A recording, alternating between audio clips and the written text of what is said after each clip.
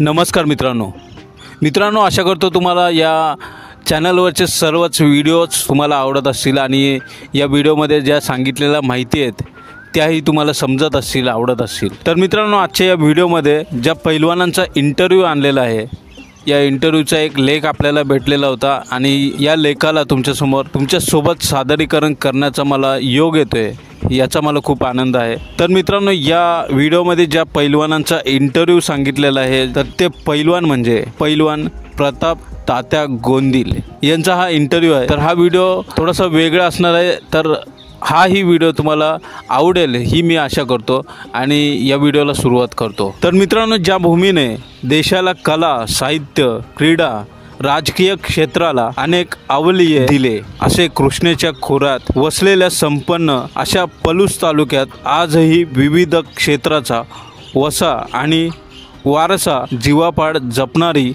अनेक मंडळी अस्तित्वात आहेत। त्यापैकी आवर्जून उल्लेख करावासा वाटतो ते म्हणजे पलूसचे माननीय श्री प्रताप तात्या गोंदिल। मित्रांनो, महाराष्ट्रभर प्रवास करण्याचा योग आला आणि कुस्तीवेडे अवलिये डोळ्यांनी पाहिले, त्यांचा क्षणभर का होईना सहवास लाभला। सध्या प्रताप तात्या गोंदिल हे पुण्यामध्ये प्रकृती अस्वस्थ असल्यामुळे उपचार घेत आहेत, त्यामुळे ते स्वतः या मैदानात उपस्थित नसणार। मात्र आपण त्यांची उद्या होणाऱ्या मैदानाबाबत फोनवरून मुलाखत घेण्याचा प्रयत्न करूया। आपल्यासोबत प्रताप तात्या गोंदिल आहेत।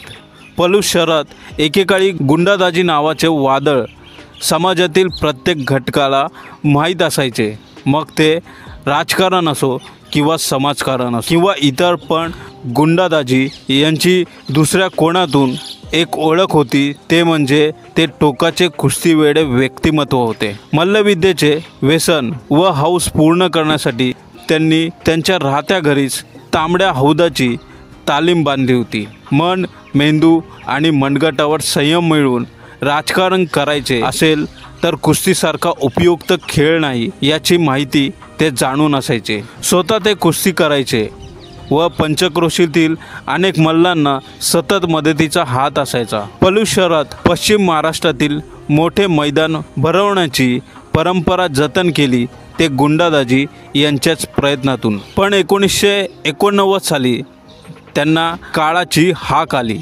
आणि ते कायमचे निघून गेले। माननीय प्रताप गोंदिल हे गुंडादाजीचे चिरंजीव।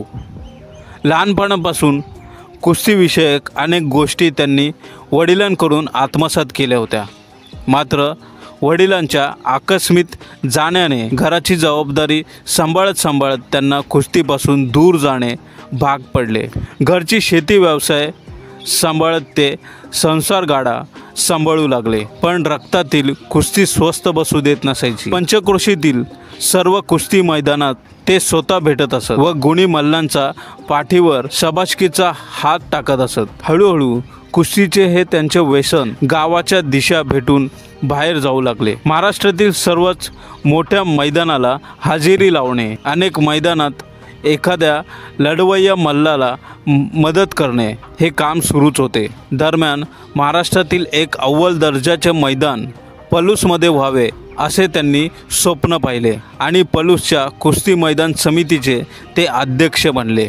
गावात फिरून वर्गणी गोळा करणे व महाराष्ट्र फिरून तगडे मल्ल शोधून त्यांच्या कुस्त्या पलूसला लावणे हे अवघड व आव्हानात्मक काम त्यांनी कित्येक वर्ष केले। अनेक जुन्या जाणत्या मल्लांचा इतिहास जाणून घेऊन त्यांना प्रत्यक्ष भेटून त्यांची विचारपूस करणे हा छंदच त्यांनी लावून घेतला होता। लहानपणी कुंडलच्या मैदानात आवर्जून पाहिलेली अँग्लो निग्रो या कर्नाटकच्या मान मल्लाची कुस्ती ते सतत आठवत असत। एके दिवशी त्यांच्या मनात आले की आपण अँग्लो निग्रो यांना जाऊन भेटूया। गावातील त्यांचे सवंगडी मिळून त्यांनी कर्नाटक प्रांतात असलेल्या जंगली भागात असणारे अँग्लो निग्रो यांचे गाव शोधून काढले। दुर्भाग्य असे की निग्रो पैलवान त्यावेळी जिवंत नव्हते, पण आपल्या वडिलांना भेटायला कुणी इतक्या दुरून आले आहे हे ऐकून मात्र घरच्या मंडळींना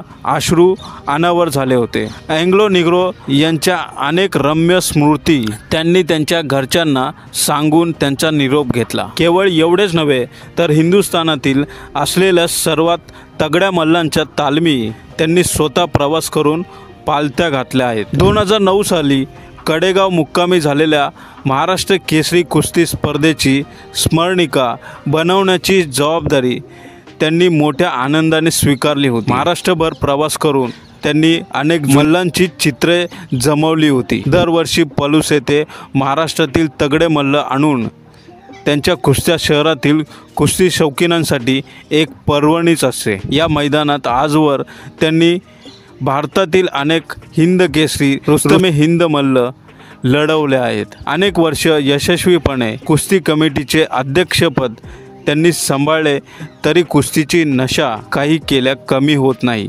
सध्या प्रताप तात्या गोंदील हे पुण्यामध्ये प्रकृती अस्वस्थ असल्यामुळे उपचार घेत आहेत. त्यामुळे ते स्वतः या मैदानात उपस्थित नसणार आहेत. मात्र आपण त्यांची उद्या होणाऱ्या मैदानाबाबत फोनवरून मुलाखत घेण्याचा प्रयत्न केला आहे. तर मित्रांनो, नक्की आशा करतो हा इंटरव्ह्यू तुम्हाला आवडला असेल. हा इंटरव्ह्यू तुमच्या मनामध्येही गेलेला असेल, कारण अशा प्रकारचं जे काम आहे कुस्तीगिरांसाठी मल्ल आणि कुस्तीच्या ज्या तालमी घडवणे हे काही आपल्या साध्या माणसाला शक्य नाही आहे.